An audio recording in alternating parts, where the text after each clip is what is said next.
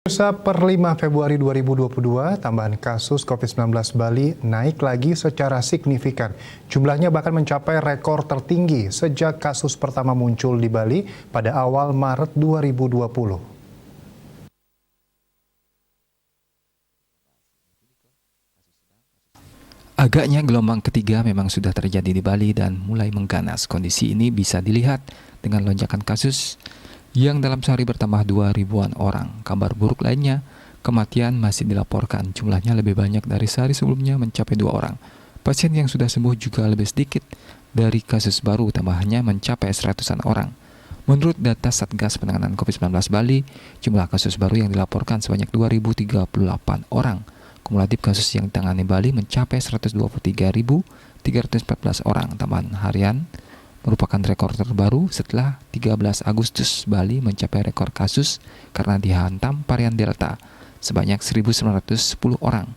Tambahan kasus dilaporkan 9 kabupaten kota. Tambahan terbanyak dilaporkan Denpasar mencapai 649 orang. Disusul Badung urutan kedua dengan jumlah 565 orang. Posisi selanjutnya Tabanan mencapai 242 orang.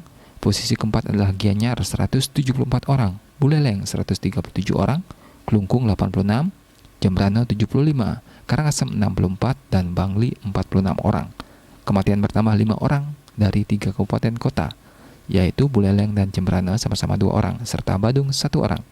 Kumulatif mencapai 4.087 orang.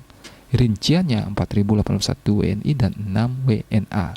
Pasien sembuh bertambah 194 orang dari 8 kabupaten kota, yaitu Denpasar 68 orang, Badung 31 orang, Buleleng 28, Gianyar 27, Jembrana 25, Tabanan 9 orang, Klungkung 5 orang, Karangasem 1 orang.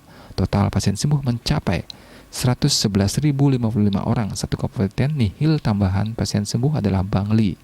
Jumlah kasus aktif 8.172 orang. Terdapat 53 RS rujukan dan 90 tempat isolasi tersebar di seluruh kabupaten kota di Provinsi Bali. Saat ini Bali memiliki kapasitas isolasi terpusat sebanyak 2.257 bed. Diah Dewi, Bali Pos melaporkan.